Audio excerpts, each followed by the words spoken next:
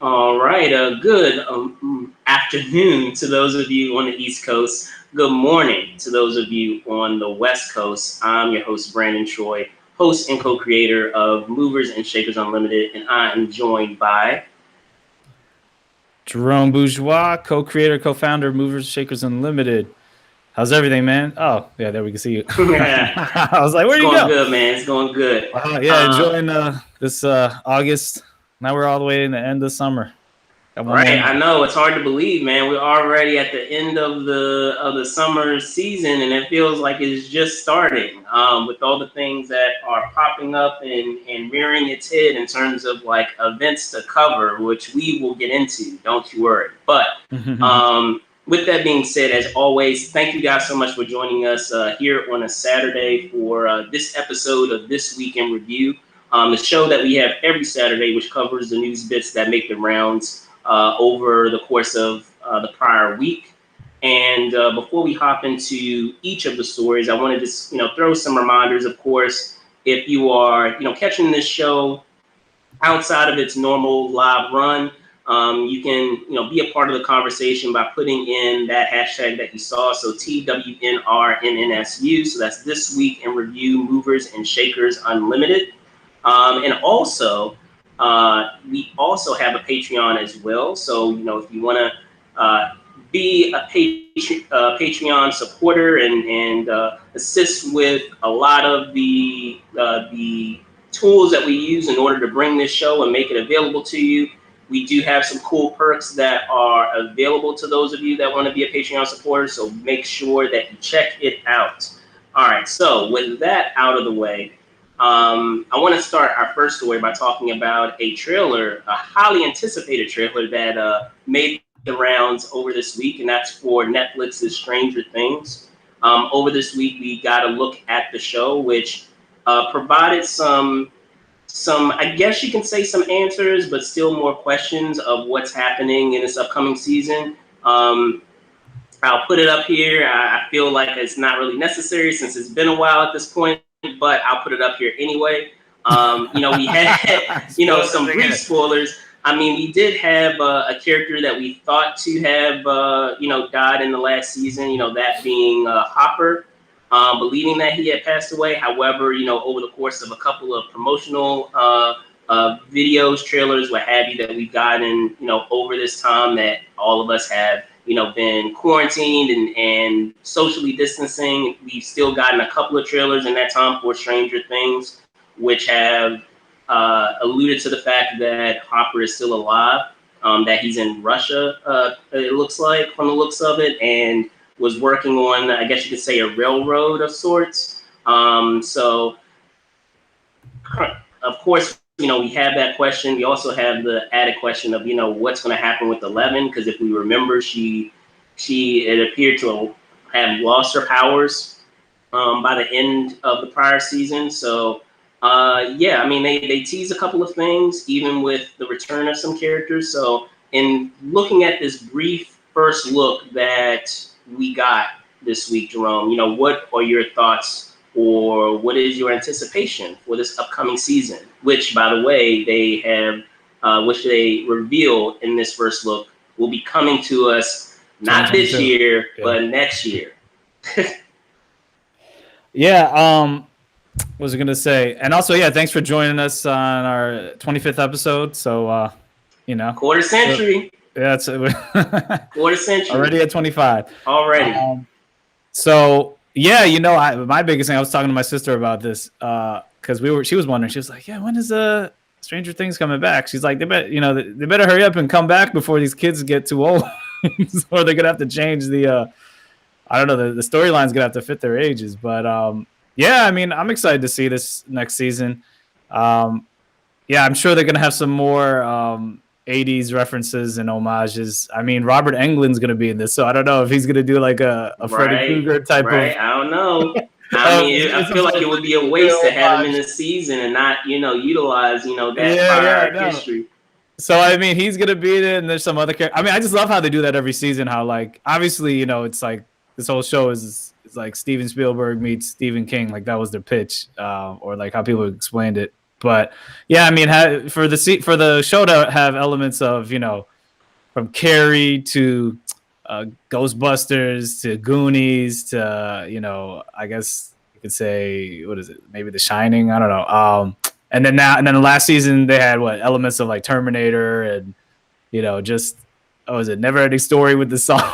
I mean, there's so many things that are homages to the '80s Americana. I guess you could say, or just the '80s iconic films and TV shows and just ideas and characters. So I always like how they do that every season. So it would be interesting to see what Robert Englund does or any of these other characters, or what would be the other films that they or shows they might pay tribute to. But yeah, my thing is just like, I'm just curious though, even how much longer this show is going to keep going on, because it's like as these kids get older or whatever, unless they're going to follow them as they get older and I don't know, like college or as adults. I mean, I think after a while, I think they're gonna. This might have to be like the last season. Who knows? Because it's true. I mean, it is true. Some older actors, they do play like teenage versions of themselves, even though sometimes it's just like you're like, okay, that person's not really in high school or whatever. But I just feel like that's why they just, that just needs to happen. But I was reading that they're this season is supposed to have a lot of intense and amazing like set pieces in action and just it's supposed to be more epic. So that's why it was also taking longer. In addition to, of course, with COVID delaying production and that sort of thing. But yeah, good. It's good to know that when it's going to come out, because I mean 2022 is just around the corner. So hopefully, it'll definitely be ready by then. Because I was kind of like, yeah, when is this season coming out, man? It's taking forever. But yeah, I mean, it's good to have a trailer too, like where you just don't know what the hell is going to go on in the next season. So that's important. Unlike some movies like Old, anyway. Well, with that, keeping in mind with that, just that idea of, I guess, kind of just jumping off of what you said, and that idea of having actors, or to say, having a show like this where you're growing up, so to speak, like you're growing up with the actors, and or say the actors are growing up, with you.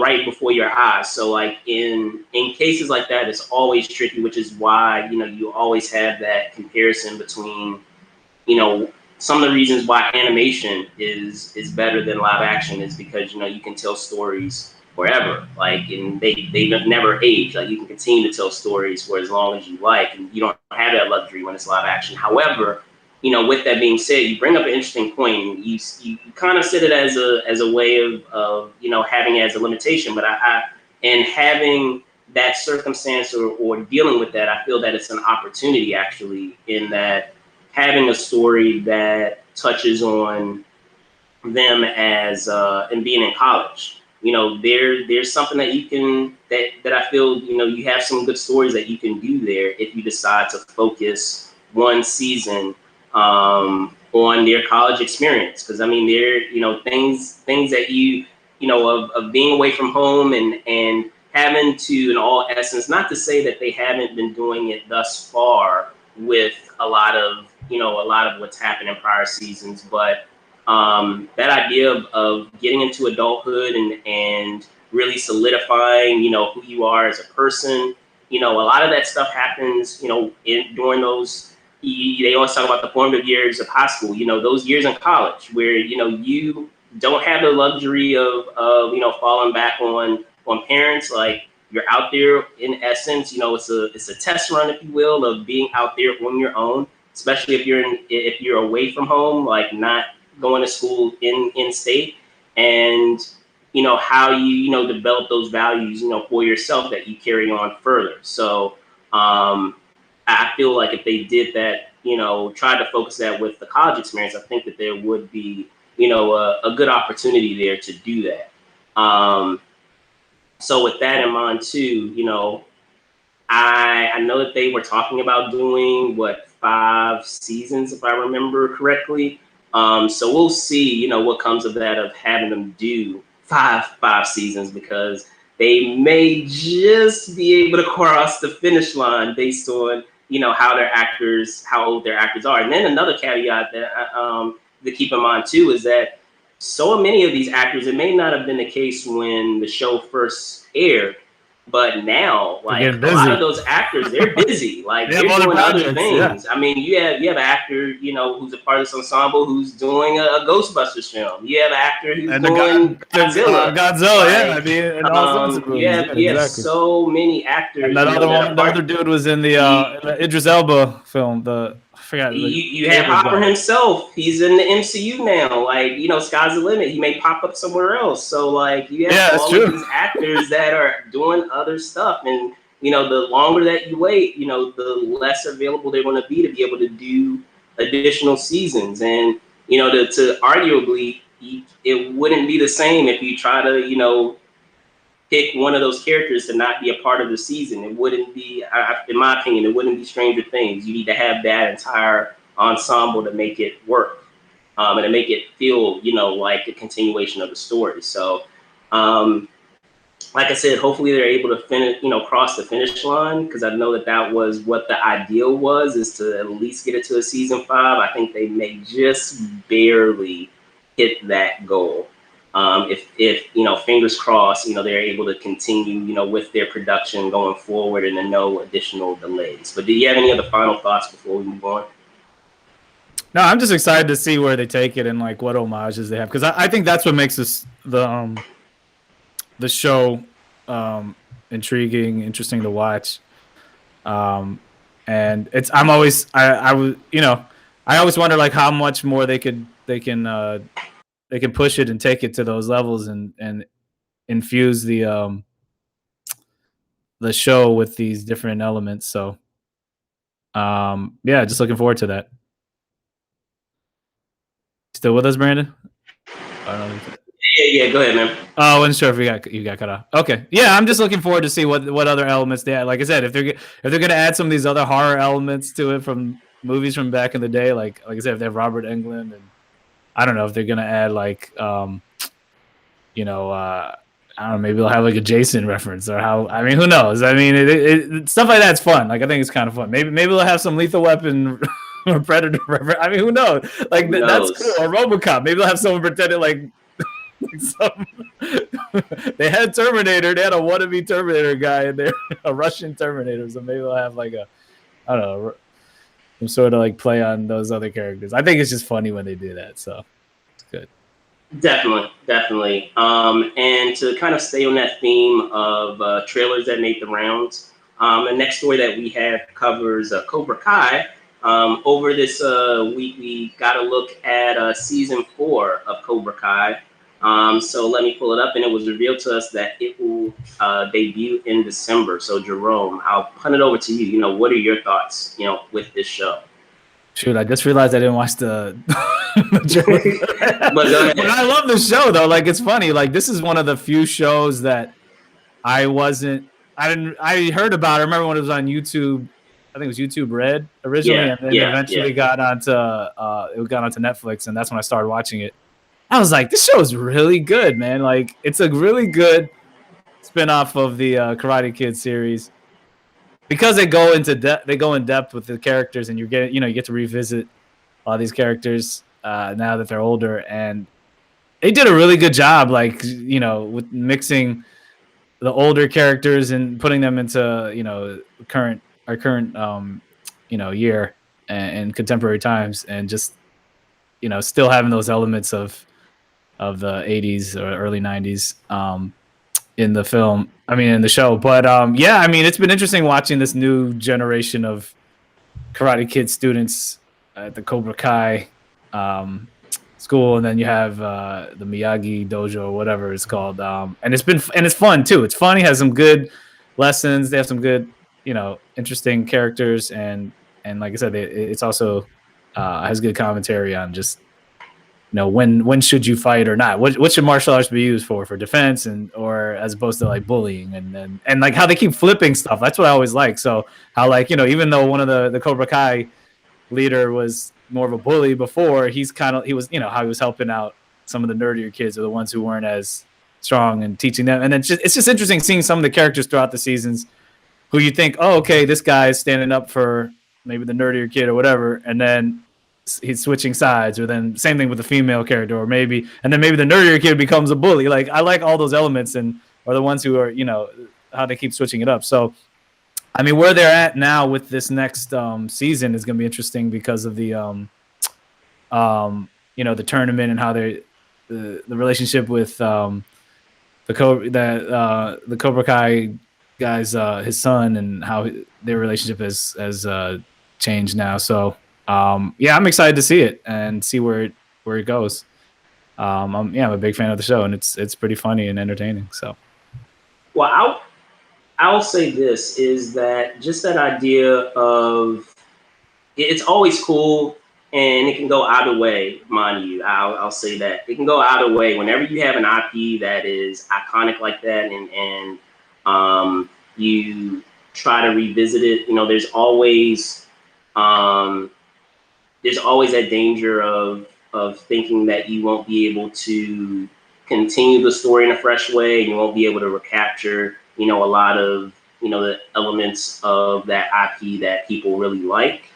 And it seems like with this show, like, mind you, I've only been able to see a couple of episodes, but I know, even with, contemporaries that I have and other friends, they love this series. So, I need myself to catch up on the show. But, I am privy to a lot of the, the major events that happen with, characters making a return, and utilizing a lot of that old, I guess it's hard to think that, we're talking about lore with Karate Kid and that IP. When you're thinking of lore, you're like, oh, we're thinking like way, way back when it was created. I mean, gosh, it came out in the 80s. So, I mean, it's not that crazy long ago, like a generation ago, but it's not like it's not when you're more thinking than 30 years. Where it's not, but I mean, it's I'm talking about, when I'm talking about lore, I'm talking about like extensive. When we're talking about like Superman, when we're talking about the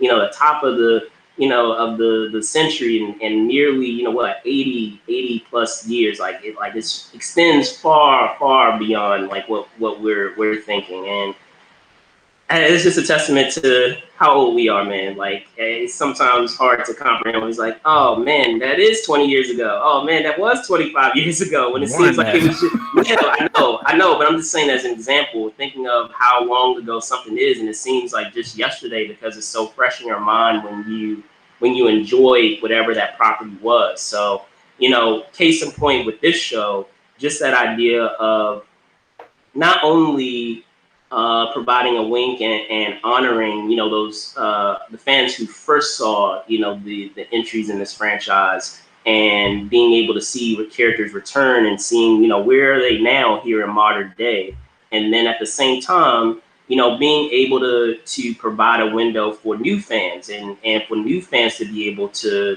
enjoy it. Yeah. So that way, by having these new characters and kind of having that interaction between these new characters and the older characters, it also provides an opportunity where new fans can also go back and say, oh, okay, so this is based on this property. I never saw this property, but my mom and dad, watched this property. Let me go back and check out these older films, so that way I have a better appreciation of like that history between these characters that I'm just now being introduced to. Yeah, that's happened with Star Wars a lot. Especially. It's funny because every generation now has their own movies that they grew up with now. It's funny, like my sister was telling me that she was like, some of the younger kids, I guess Generation Z, or I don't know, maybe I don't know what generation, or maybe it's even the earlier millennials, like they right. They grew up with the prequels, and like that's what they know of Star Wars. Some kids, I think, they grew up with the Clone Wars, and then now you have people growing up with the newer trilogy. But it's like, if you like those, then it's like finally you might go back and finally see the original trilogy, well, 4, 5, and 6 at least. So that is one thing I think that is good about when you have properties that have a spinoff, or they try to add to the original film property or TV show. and then give a new twist by putting it in a contemporary setting. So you're kind of like bridging that gap between the original fans and then maybe some new fans you might bring into the fold. So I think it's fine as long as there's like, to me, it's just as long as there's like a reason to do it and it makes sense. Like, I think if they just made films, additional Karate Kid films, you'd be like, I'm like, why do we need more? But since it's a TV show, it works as a TV show. Like, I don't think this would have worked if it was another, movie, because it's like they were already there were 4 Karate Kid movies and they remade one with Jaden Smith. I didn't even see that one. Yeah. So it's like, after a while, it's like, they're too, like I said, the characters are too old. So it's like, you got to have like a new character. And that's why they had the next Karate Kid, shout out to Hilary Swank, right? Right. But the TV show works well. I think, like I said, this is a great example of like a TV show that is based on a property. It's funny. It's like the opposite. Usually you're seeing TV shows that are turned into movies now. So it's like to have a franchise instead of just trying to add to it, and you have a TV show that adds to it with the characters and everything. Like to me, this is like definitely one of the best examples of that. So I enjoy. I definitely think it's a good idea. So yeah, I'm looking forward to the next one. And then I don't know if you're going to go into the next story, but that's connected to this. Yeah, here we go. Yeah, go ahead, go for it. I'll let you. I'll just say what was interesting. We were just going to do this story, but then I totally forgot. I was like, one of the stars of Cobra Kai, Zolo Mari Dueña, he's also, this has recently been reported that he's going to be cast as Blue Beetle for HBO Max. Let me see if I can pull up that story, but yeah, go ahead. So I thought that was really cool. I was like, oh wow, and it's like I said, I'm not that familiar with Blue Beetle. I know we talked about it on a previous story, but I'm just happy because it's a Latino character that is gonna this is a Latino character in the DC universe. So it's cool to see that they're actually making this a movie. And obviously, it's going to be for HBO Max, so I guess they're going heavy with these DC movies made specifically for streaming, just like we were talking about Batgirl and how, they cast an Afro-Latina to play Batgirl, which is cool. So this is... Yeah, so here's the picture, guys. But yeah, they actually made the announcement at the Suicide Squad premiere. Shout out to Aaron Couch, who had this picture here that he provided. But yeah... So it has director Angel Manuel Soto, and just as you said, the actor. And again, I apologize if I'm butchering your name, man, but Zolo Mara Dueña, yes. So again, apologies for butchering your name, man, if I had. But no, it's still awesome news, to and I'm sure it's awesome for him because they said that he was surprised with that news. He was provided that news, so. Just for him and to have that opportunity to provide this character and bring it to life, and I'm sure is cool. But also, just to have another character, and I mean, some people, for better or for worse, I know he's popped up in other forms of media, like especially in the animated realm. But if we're talking about like that caliber of superheroes, he falls under a lot of those superheroes that, other folks, may not be the casual DC fan or superhero fan, may not know a whole bunch about. So still, just to have that news there and to add, just as you said, to have that diversity and have that minority piece highlighted with the superhero is awesome. So I look forward to checking it out once they get behind the cameras and start production for sure. All right, so the next story that we have deals with what we had in the music game, if you will. That we had news that Nas this week with his album King Disease II. Has a single on there in which in which he is collabing for the first time with artist Eminem. So let me pull up that story real quick. So yes, over the course of this week, as I said, King Disease II, which serves as Nas's 13th studio project, contains 15 tracks. And as I said, among those tracks, we have a collaboration between him and Eminem, known as EPMD II. Jerome, you hear this news with this album this week. I'm assuming you've had a chance to hear it yourself. What are your thoughts on this collaboration? And considering that's the first time, you would think that it would have happened already by this time. Yeah, that's why I was like, this is a big story for hip hop, for music, for um, and I mean, I'm a big Eminem fan, a big Nas fan. These are like some of the best lyricists, the best artists in hip hop. I mean, to me, like Eminem's like, I mean, they're both. You could both say they're. It's arguable. You could say they're both goats. Greatest of all times, at least in hip hop. Most people who like really are hip hop heads, you'll put Eminem or Nas in your top 5 or top 3 or whatever. To me, like, yeah, they're definitely in there. And I'm like I said, I'm a super huge Eminem fan. So I thought this was interesting, but it's so funny because I mean they've been in the game for a while. I mean Nas has been in the game obviously before Eminem, and obviously he influenced Eminem.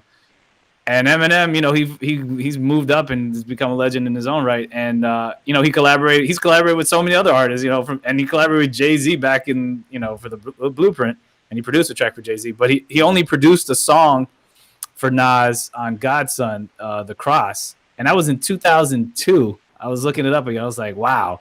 So finally, I mean, shoot, like almost 19 years later, 2021, we get King's Disease 2. And Eminem's on a track with Nas and EPMD on that song EPMD 2. And I was listening to it. I was like, I'm just blown away because you're like, I mean, usually when Eminem's on a feature, he's always the last. He's the last person to go because he usually kills it. He always like murders it. I mean, there's very few artists who can actually hold their own. And I mean, Nas obviously he has his own style and his influence, and he definitely held his own better than.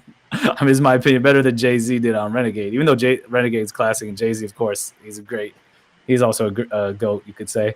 But it's just nice hearing this level of lyricism on the same track, and the beat was fire. And then you get EPMD on there. They have their section, and then also it's also like an homage to like the golden era of hip hop.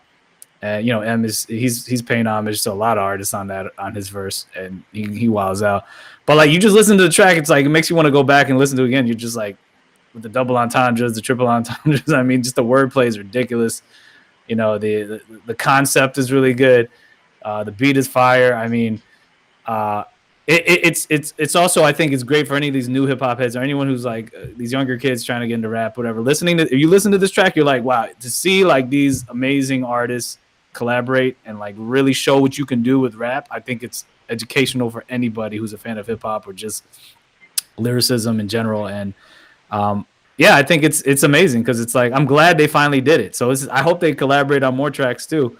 I still gotta listen to the whole album, but I was like, I gotta listen to this track because I was like, fans have been wanting this for the longest time, and it definitely delivered.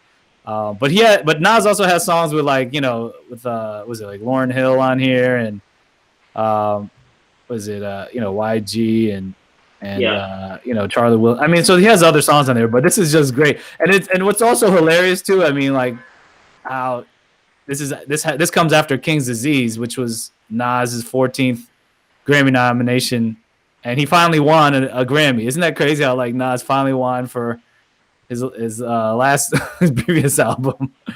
Shout out to JBS. Yeah, go ahead, preach, Ron. Preach. Maybe that's why. Maybe Nas was like, I got the Grammy. It's like, yeah, let me finally. I don't know what.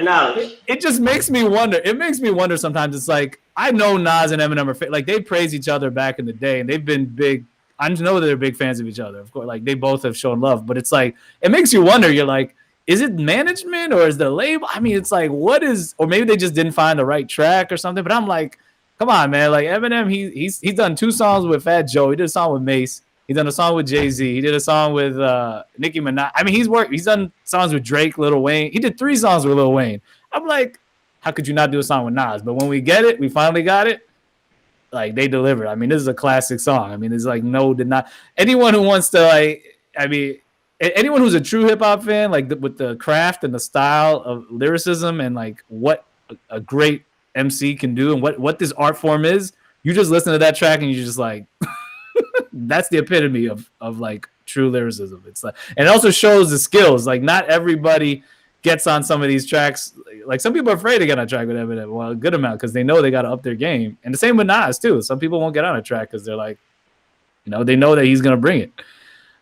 So I'm glad this happened. This is a big win for hip hop, for the culture, and maybe there's gonna be a versus coming up soon with Nas or with Eminem. Maybe they don't have to go against each other, but I definitely want to. Hopefully they make that happen because I would love to see like Jay-Z and Nas on a versus, or Eminem and I don't know, maybe like Busta, or who knows. We'll see. But this is maybe I don't know. Maybe they'll do another song together. I'm just happy.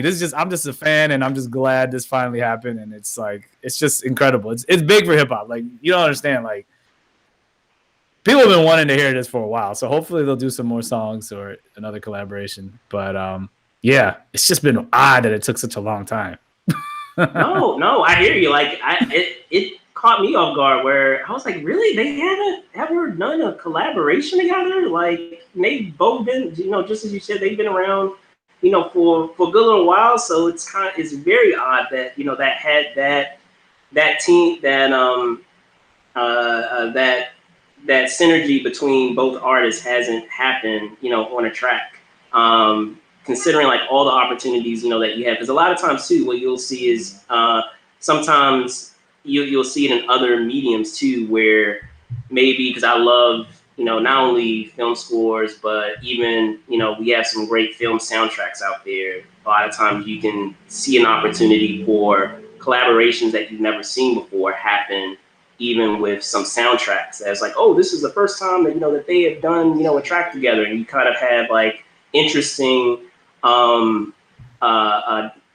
collaborations between even artists in different genres. So like, maybe you'll have someone who's from R&B and someone who's from rock, or you'll have someone who's in rock and you'll have someone in rap or techno or what have you. So like, like considering all the possibilities, just as you said, it's interesting that it hasn't happened, but I'll be honest, I haven't had a chance to check it out yet, but I will for sure after your recommendation, check it out. As I said, I'll give a shout out to our viewer here, JVS. What's up, Sam?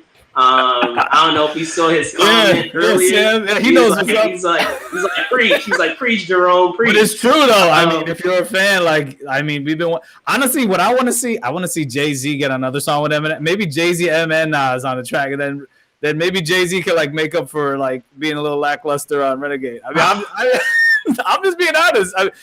There's a reason why Nas said Eminem murdered you on your own track. I know like that whole beef thing was all playable, but it is what it is. I mean, look, people can say what they want. Even like some of Jay-Z's, but like Irv Gotti. Irv Gotti's not like friends with Eminem, and he even said that. I mean, if you got Irv Gotti,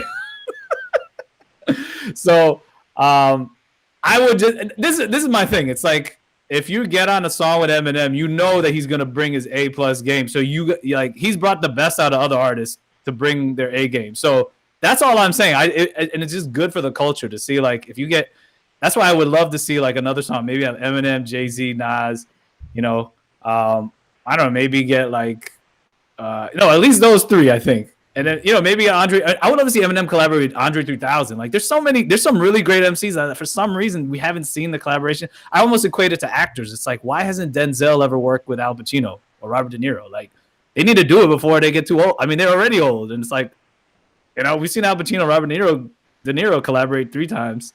Well, they were in 4 movies, but 3 times where they shared the screen. But like, why hasn't Denzel collaborated with Al Pacino? I don't know why. Like, come on. It's like. There's these great rappers or these great actors while they're still here. I want to see these collabs done before they're not here anymore, So that's all I'm saying. As a fan, like we just need, like it would be great if we saw that. And there's still some collaborations that just haven't been, done. Yeah, of course. Yeah. I'm saying Jordan Lucas and Nas. Yeah, of course. Yeah, Jordan Lucas is one of the few in this new generation I think that could hold his own. He was holding his own on that M track. Was it Lucky You? But. Man, just for the culture, man, because these guys are getting older, and it's like I want to see, we got to see this, So I'm just, it's just a win. It's just a win for hip hop. It got me excited to want to, maybe they put more pressure on some of these guys to be like, look, you got to do it, do it for the culture. So anyway, That's just my 2 cents. I mean, it's my opinion. It's my opinion, but hey, let's be. I'll argue with anyone about like, just go bar for bar, analyze the tracks, analyze the wordplay. When we're talking about skills, I'm not talking about just making a hit song. I'm talking about like the art, the craft of rhyming, of being what hip hop is, what makes hip hop stand out. Because it's not about singing. Singing is like an extra thing. Like hip hop is about writing. Like if you're an MC and like to be at that consistent level of lyricism where your wordplay is ridiculous, changing the tempo, the rhythms, the cadence, the storytelling, concept, all that. Like Nas, Eminem, those are two of the elite MCs who could do that, and they're consistent with it. So even if you're a top dog, like if you really got the skills, you got to. It's kind of like with Black Thought. Like I heard Questlove was talking about it on Talib Kweli's podcast. Like, because I think Black Thought, he's one of the best too. But the problem is like what Questlove was saying. He was like some of these big artists that were like they almost don't want to have Black Thought on their track because he might be too good, like outshining. And it's like Eminem and Black Thought, they went on the track together because they have skills. Like they don't mind. They know they could hold their own. But some other big artists, they don't want to get on a track with Black Thought because he'll smoke them. That dude's a beast. Another collab I'd love to see would be like Eminem and Common.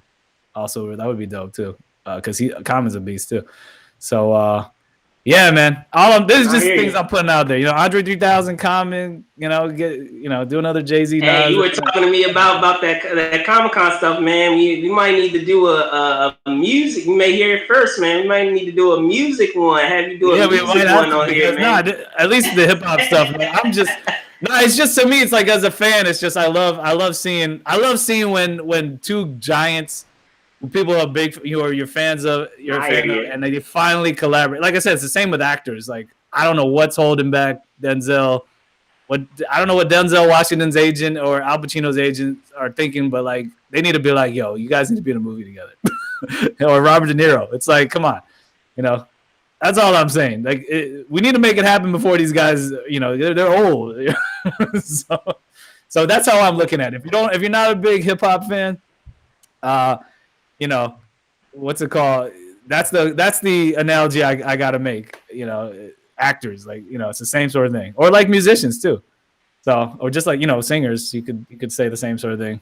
I hear you, man. So that's all I'm saying. As a fan, it's just great. And as hip hop has kind of changed, like I said, I'm not the biggest fan of all the new stuff, even though there's some new artists. Like I like a Joyner Lucas, or obviously Kendrick, J. Cole, who else? Big Sean. There's some good artists out there, but some of this new style, it's almost like, I guess, trap music or whatever you want to call it. Like it kind of got away from that lyricism that I love, like just those bars and those metaphors, similes, double entendres, alliteration, all that stuff. And this just brings it back, and it just I hope it makes it more popular again. So maybe new cats will be like, oh wow, you could do that. I want to let me try. And it's like, all right, good. Because even Eminem was on a song with 2 Chainz, and 2 Chainz is not known for being like lyricist, but like on that Chloroseptic remix, I was like, 2 Chainz actually brought it. He probably just didn't want to be like, I don't want to look stupid. It's like, it's true. You got to track with him, man. You going to look stupid if you don't bring it. I hear you, man. That's all I'm saying. So anyway, and shout out to PMG also for being on that track. Eric Sermon, he did his thing. Also, to carry on from a comment that was put up here, Sam, I know you put up this comment here. Don't worry, stay tuned. There's more to talk about with that. So stick around. Getting to our next story, we have a story regarding actress Reese Witherspoon. So over this week, in a story from the Wall Street Journal, it was revealed that her organization, her media business known as Hello Sunshine, is going to be selling itself to a private firm backed by Blackstone Group Inc. So to get into further detail about it regarding this story, and I'll put up the article in a moment. There aren't any terms that have been disclosed specifically. We just know that, say the specifics of how that deal is going to work, but we just know that it's going to be in the ballpark of $900 million in terms of what it is, just not the specifics of how all of that will work. So Jerome, we have this news of actress, producer, being able to have another organization that I'm sure has plenty of resources to have it purchased by that organization. What are your thoughts on it? Because I understand in terms of the specifics of the story, she's going to be acting on the board. However, it will be run by some former Disney executives. So Kevin Mayer and Tom Staggs. So thoughts? Yeah, I thought this. Oh, can you hear me? Okay. Yes, To make yes. Go sure. ahead. I know. Yeah, you're good. Yeah. I thought that this story was important because it's showing the shift in the acquisition market and how valuable even actors, production companies have become, and it's pretty incredible because I mean that's amazing because I'm not saying that Reese Witherspoon doesn't have valuable content, but like even for what she's done, I mean she's not like an actual studio, but she's produced a lot of stuff. Um, to be valued at 900 million, I mean that's incredible. And I mean Hello Sunshine like is her company, and if that gets acquired, there's also other companies like A24. I know we were talking about that. Imagine, that's Brian Grazer and Ron Howard's company. LeBron James has Spring Hill Entertainment. Those all explored possible sales, and yeah, I mean we might see a whole bunch more of these. I mean, to give Reese Witherspoon credit, I mean it not only has the company produced like I think it was the morning show for Apple and the Big Little Lies, Gone Girl, Yeah. Wild. I like Big Little Lies. Yeah, that was pretty good. I haven't seen Morning Show, even though I heard it was a pretty good show. She also has she's also in I think podcasting, and she has like a book club. So yeah, that family entertainment, podcasting, and she has a book club. So it just shows that yeah, even if you're not the studio, like you're just you start your own production company, you have deals with different studios, and you just produce really good content. And you have a focus because the thing is, I think Reese Witherspoon she primarily started producing more projects because she wasn't getting all the roles and seeing the roles that she would like to see actresses receive and play in projects. So she started helping to produce them and develop them, and they've been successful. And she's been developing more. I know she. I mean, I think she was it that I know she did that show for Hulu. She did that show with Hulu on Hulu with was there Kerry Washington too? So Yeah, I'm brain farting on what it is too, but I yeah, I know forgot what what you that mean. was, but it's like yeah, I mean they're helping each other. I mean they're I don't know why I'm forgetting the name. I could look it up, but what's it called? Yeah, I think that's great because it just shows that all these other if you're say you're not happy with the type of roles you're getting. Oh, Little Fires Everywhere. That was a drama miniseries. That's what it was called. Um, yeah, if you're not seeing the types of roles and projects that you would like to act in, and then you make it your mission to be like female centric, like that's what her company does, or say you want to focus on minority led projects, like, and then you actually make it happen, and then you show that it's successful, and then you keep getting more projects, whatever. It just shows the value you're bringing, and then what that's worth, obviously based on the profit you're making, with the money that's coming back. But um, it's great seeing that you could do that, and like it doesn't mean they're necessarily financing everything fully. Maybe they're co-financing or whatever. But then to actually get it valued to the point where 900 million, like imagine like if she sells this for 900 million, and then she could go start some other company, and she could actually have a good amount of funding to just fund a whole bunch of like low budget or medium sized budget projects that maybe a big studio wouldn't or something, or she collaborates. So then now you can get even more opportunities because you have that financing. So it's really cool seeing that. And yeah, if this is probably going to set a trend for other production companies, and it just shows it's not just the studios or I mean, you see these big acquisitions with like MGM getting acquired for I think it was like $9 billion from Amazon or whatever. And then what was the other one? Yeah, I mean, or these big movies being acquired from Paramount. by like Netflix or Amazon or whatever. You don't necessarily have to be that big studio making these movies. You could have your own production company, produce stuff, and then you still are valuable especially in this landscape, because so many companies, they need good content, high quality projects, and even if you don't have the most vast library of well-known intellectual property, like say a Marvel. Because I mean, look at it. Let's be real. It's like, obviously Marvel was acquired for a good amount. I was like, what was it? I think $4 billion by Disney. It makes you wonder. You're like, wow, man, you would think that maybe Marvel should have.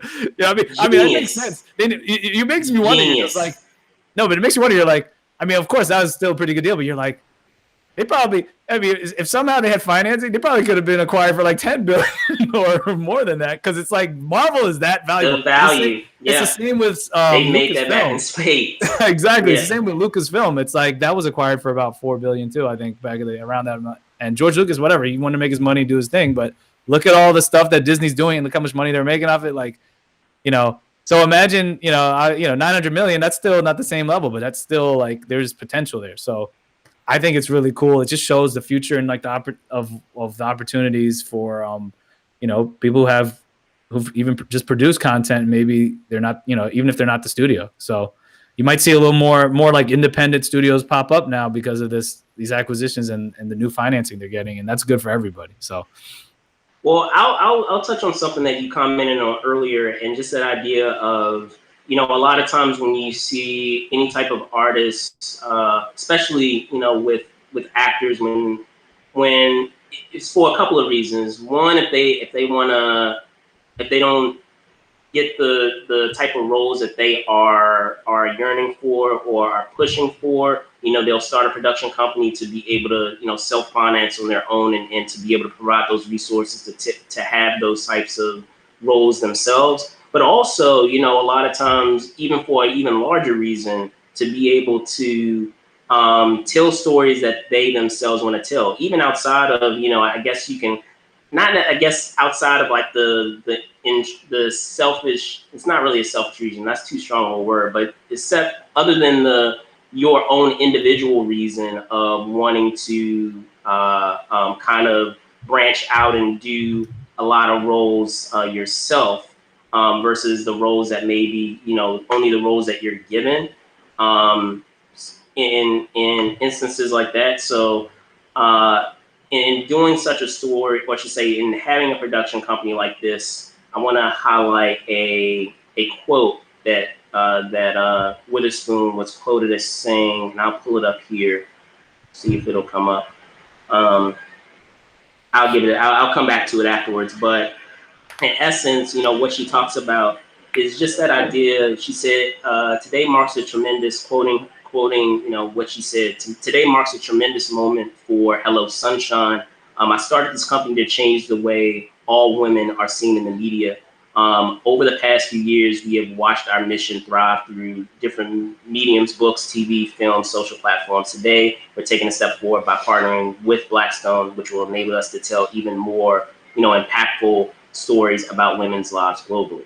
So, just that idea of shining a new light on other stories and stories that need to be told, whether it's, from talking about minorities, talking about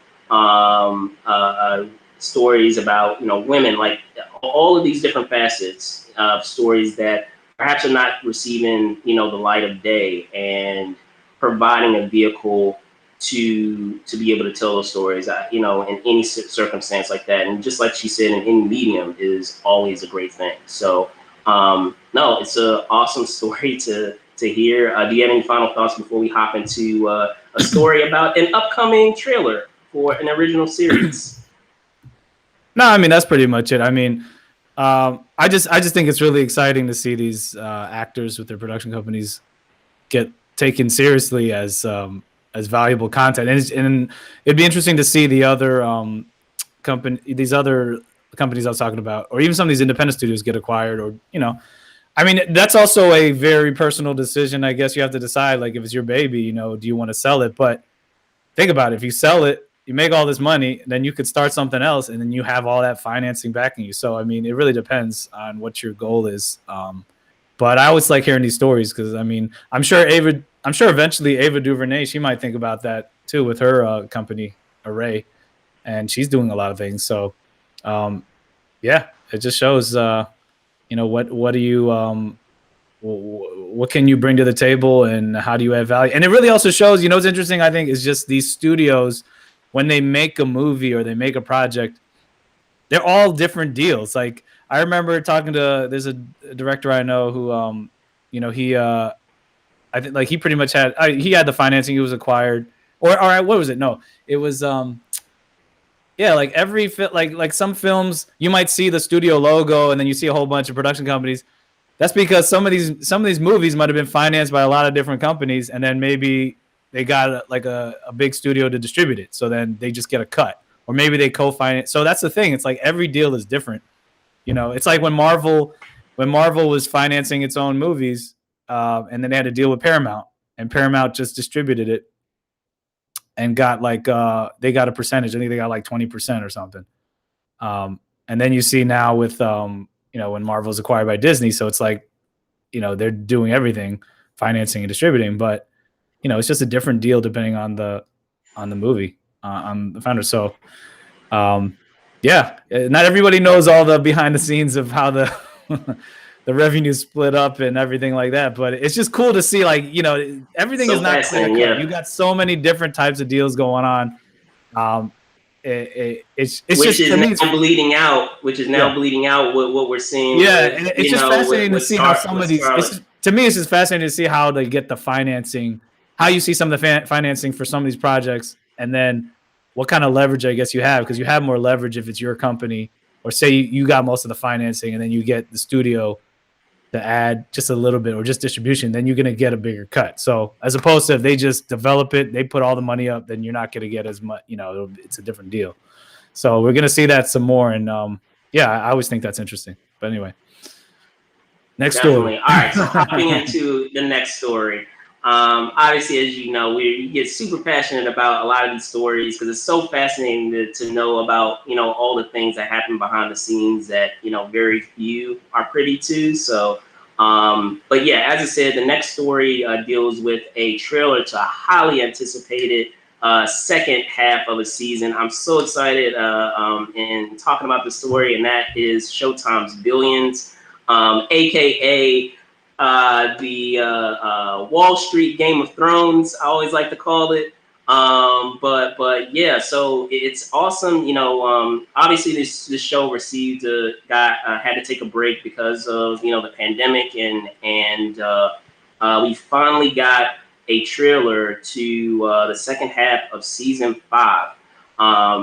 And there's so many, threads that were hanging between, Axelrod and so many of his rivals in this season. We had the addition of, actor Corey Stoll, who, many folks you probably remember from. I remember him. The reason why I know him is because of no, not even House of Cards. I mean, I remember from House of Cards, but also from a horror series, guys, because I'm a big horror buff.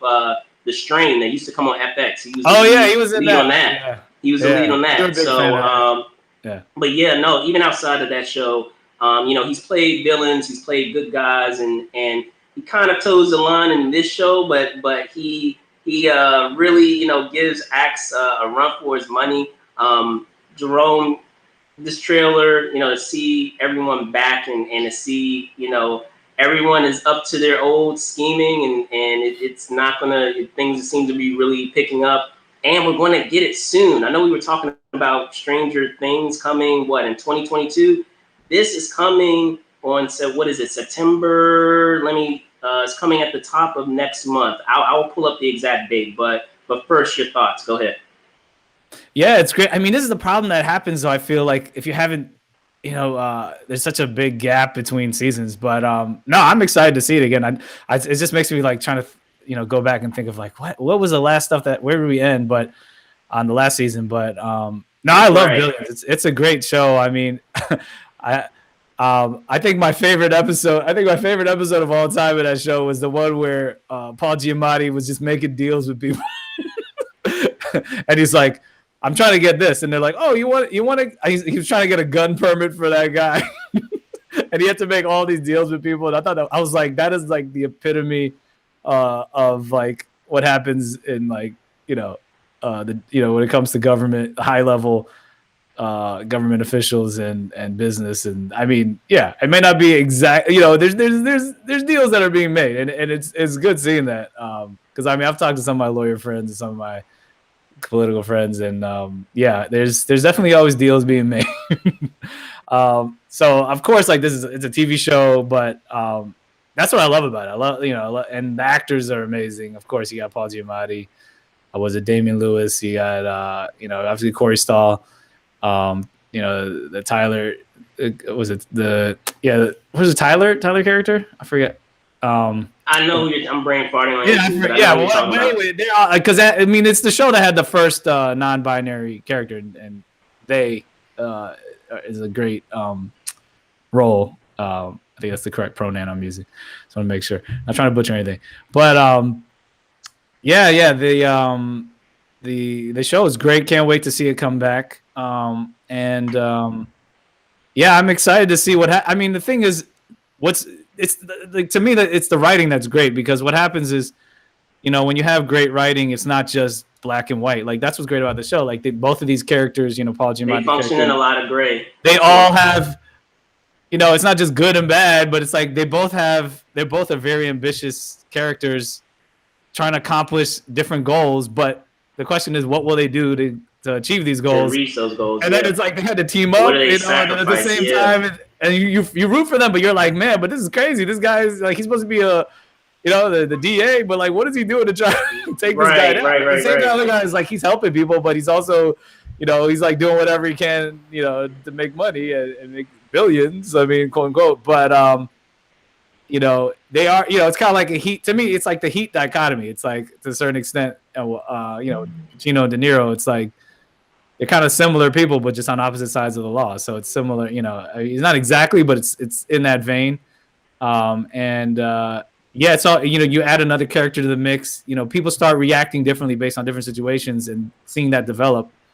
And also just the power, just showing the power struggle, how it's just as cutthroat like in finance as it is in politics, and what are people willing to do to gain power and then retain power, and then even if you get kicked out, to get back in the game. And that's pretty much what the show is like showcased. And people having really good relationships with each other, deep relationships, important relationships, but then also like if you cross somebody, how is that relationship? And then also just using people too. It's like, even if people aren't friends, like maybe they were friends and they screwed each other over, but then it's like, we need to still team up to do this. And it's like, that's what makes the show so great. And then I have all these ridiculous references, even though I think that's kind of like, that's my only gripe with the show. They have too many like references. Like, I don't think most people don't talk like that. Like, oh, Neil McCauley. It's like, I know Heat, but it's like, who talks like that? But whatever. It's still a good show, but even with that, it's just it's so interesting to see that, and to see that come back. I'm intrigued to see where the story goes. I'm excited about this and Succession. Those are like the two shows about finance that I think are the best. Even that other one, Industry, is decent, but these are the two that I look up to the most. So I'm excited to see that, and I think Succession's coming back soon too for season 3. And I was going to say, to speak further on that, I did look. So it's going to be September 5th, guys. So, man, we are really going to be spoiled on September 5th, because we have that series, the premiere of that mid-season premiere, and we also have Shang-Chi coming out that day as well, September 5th. Or is it September 3rd? It's the 3rd. Third. Well, that weekend, put it that way. So that weekend. I'll be in Switzerland, so maybe I'll watch. Hopefully, it'll be over there. Yeah, that weekend is going to be a crazy weekend. One other thing I wanted to say though is go ahead. What I said. Her name, that character. I mean, I want to say right, is Asia Kate Dillon, who played Taylor. Yes, Taylor Mason. So awesome that character also is really cool. it's interesting. And like I said, that was the first. I think that's the first non-binary character on a main show. So that's big. That's also representation, and that's also why the show is amazing too, because they try to be different and diverse. So and shout out to friend of the show, so Kaz, Kaz, who came on to talk about Loki. His film, what is it, An Outside Story, features her a part of the ensemble. So if you have a chance to check it out, I'll try to see if I can put the link where you can check it out in the description when I have a moment. But yeah, check out his film, An Outside Story, that features her in his film, which showed at the Tribeca Film Festival. So shout out to him again. But with that being said, I'm gonna get into our last. Well, first, before I get into that, and I know why you're laughing. It's all good.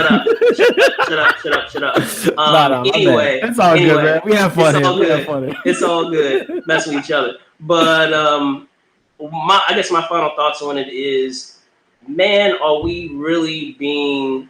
And it's normally the case that we have with with HBO, but I feel like Showtime is really going above and beyond, or really stacking things up this fall, where they have not only this show coming back, we also have Dexter coming back. Yeah. So I'm really looking forward to that. So like to have both of those shows, I love Billions, but it's also exciting to see Dexter make a return as well.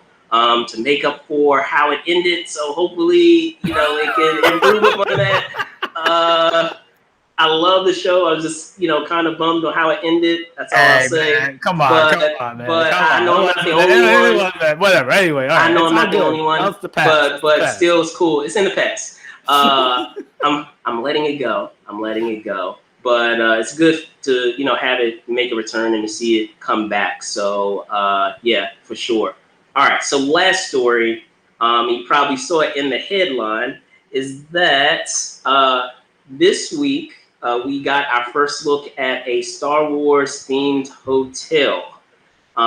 So let me pull it up here.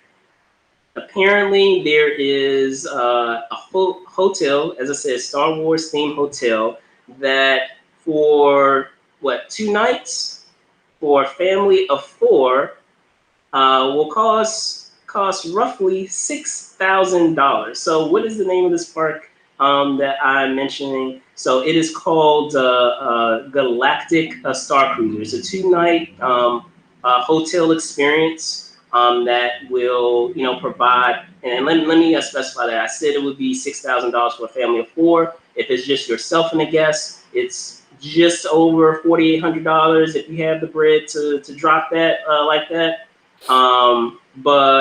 Yeah, it deals with an experience that features activities such as like lightsaber training, bridge crew training, and a planet excursion to, I know I'm mispronouncing this, I apologize, Batu.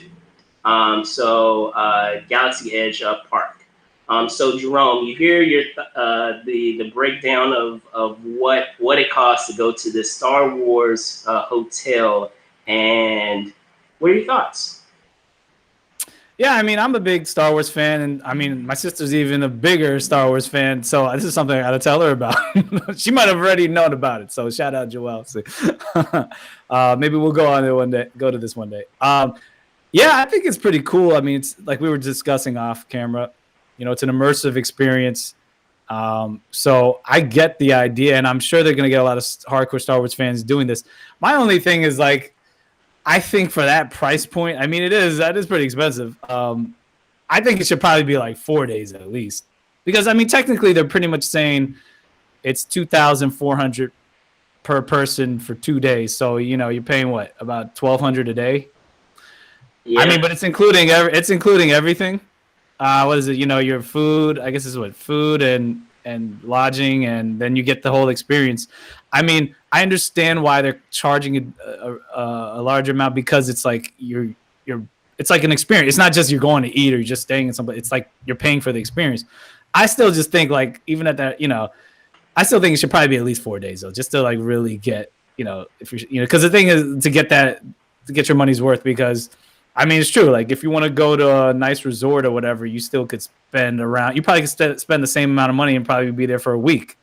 But at the same time, that resort is a resort. There's a lot of other resorts. There's no other Disney experience like this. I mean, Star Wars experience like this. So, I mean, unless Star Trek has a version of this and like Marvel has a version of this and DC, like if you start seeing that, then maybe there might be some the prices might go down. But, sorry, but it also might just be they're testing it out to see how many people are actually going to go, and we'll see.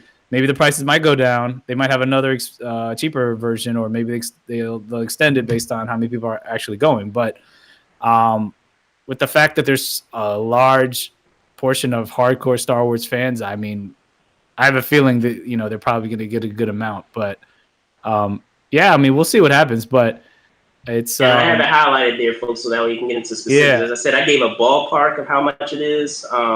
The specific number is $59.99, so you might as well say $6,000. And the same which I was talking about, $4,800, so $4,809 apparently for two. Yeah, I mean, basically like I say, I'm just trying to look at the. Let me just look at it real quick. Yeah, I mean, you are getting. What is it? Like they say it's a 2-night immersive experience at Walt Disney World, and it's in Florida. The Florida one, 2-night Florida hotel, and then I have to look at the video, but I was looking on the website.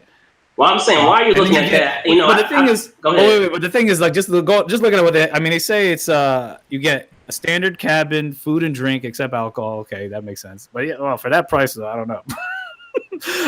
An experience that features activities such as lightsaber training, bridge crew training, and a planet excursion to Batuu at the Galaxy Edges Park.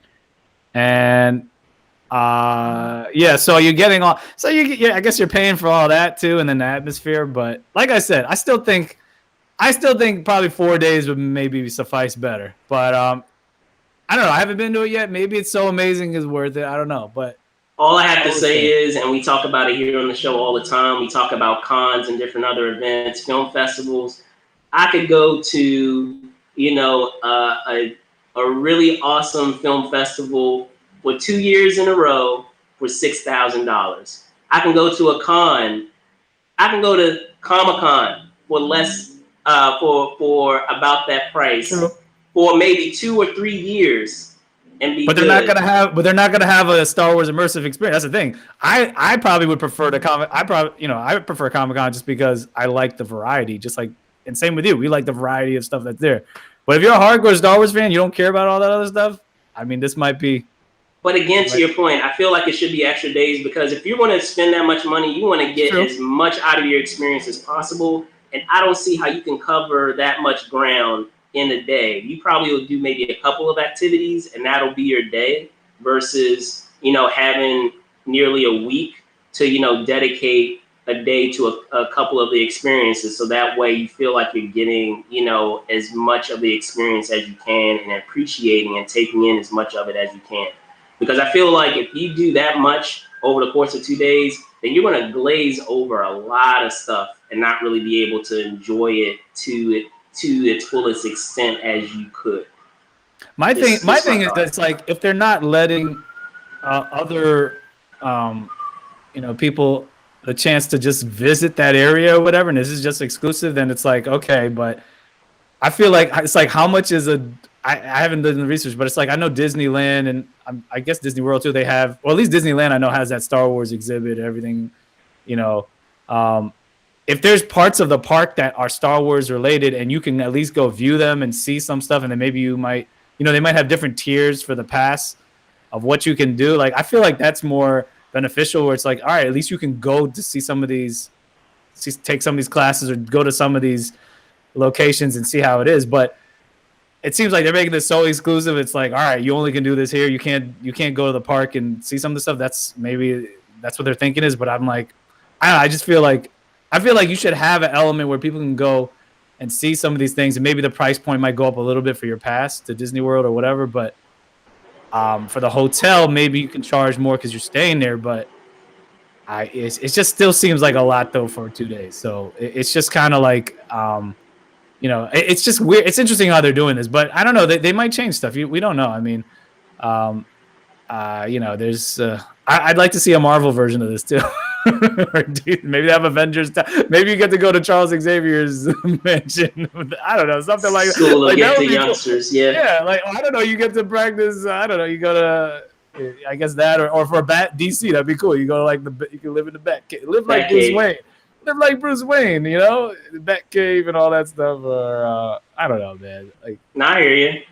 I think actually that would be kind of cool if they had like a DC or Marvel themed like park, and like you have only that stuff. I would feel love like there was a Gotham one that I do recall that they had a while ago, where like they had kind of like a Gotham City experience. I'll try to see if I can look it up, but I'm pretty sure I think that there was something with that where they did like a Gotham City one where they actually had actors acting as like citizens of Gotham City, and like you had villains that did different crimes like within Gotham City, and you were like privy to like that experience. I'll look it up and I'll share it in the comments. But I want to say they at least had a Gotham City one. I don't know about a Marvel one, but at least the Gotham City one I do recall.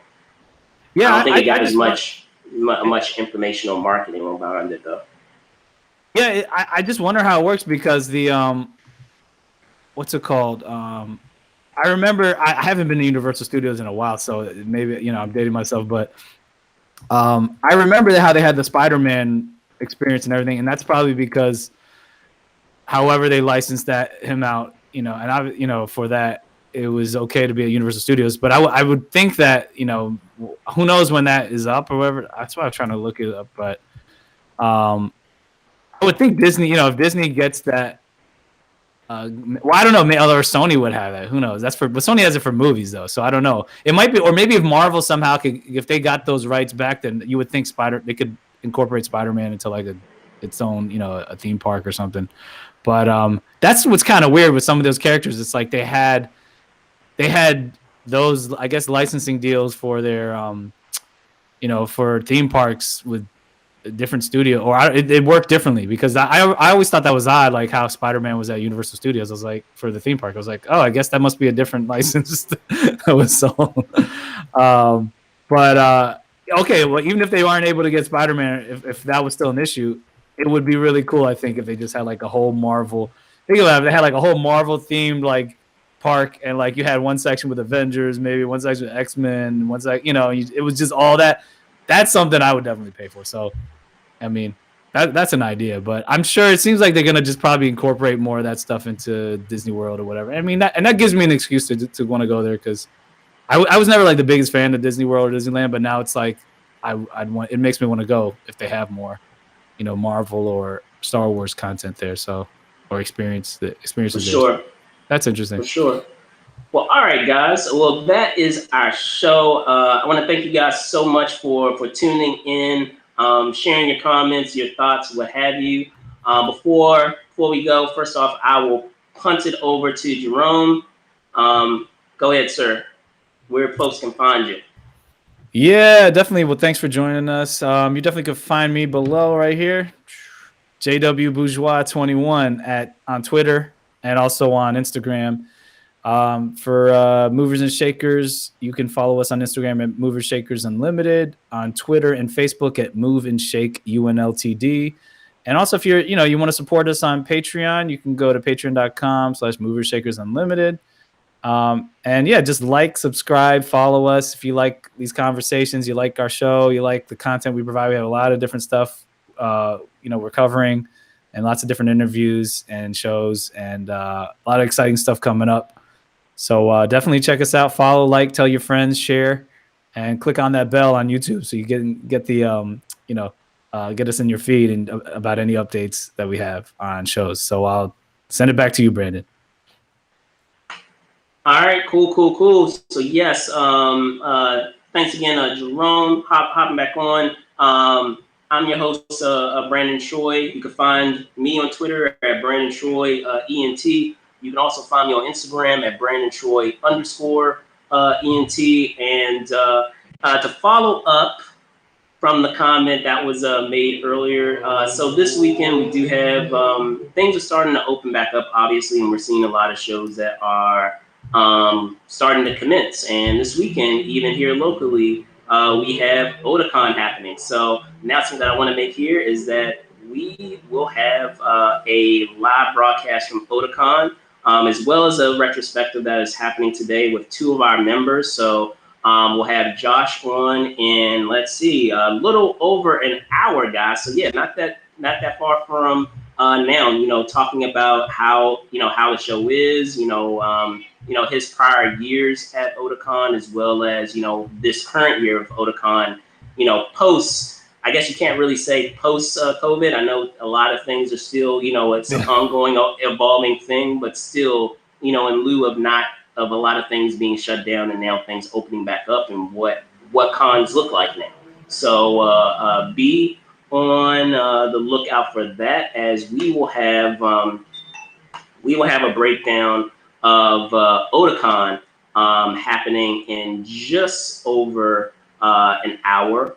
As I said, with Josh, and then later on this evening, we'll have our con connoisseur, Chris Pabon. He will be on to talk about his experience at Otakon as well. He had an opportunity to go on day one. So you'll have a breakdown of not just day two in over an hour, but also the first day of the con, to see perhaps if there has been any like adjustments that were made from day one to day two. So be on the lookout for that. We'll have the live broadcast over, let's see, pull it up here. We'll have the live broadcast over on our Instagram. So right here at Movers Shakers Unlimited, we'll do a live feed of what's happening over at Otakon today. And then later you can find us back here over on our YouTube when we have Mr. Pabon with us later on in the evening at 7 p.m. Eastern Standard Time, 4 p.m. Pacific Standard Time. So by all means, make sure, let me pull this back up, make sure that you are on tap for that. So with that in mind, guys, thank you guys so much for watching. Be safe out there, and see you soon. Peace.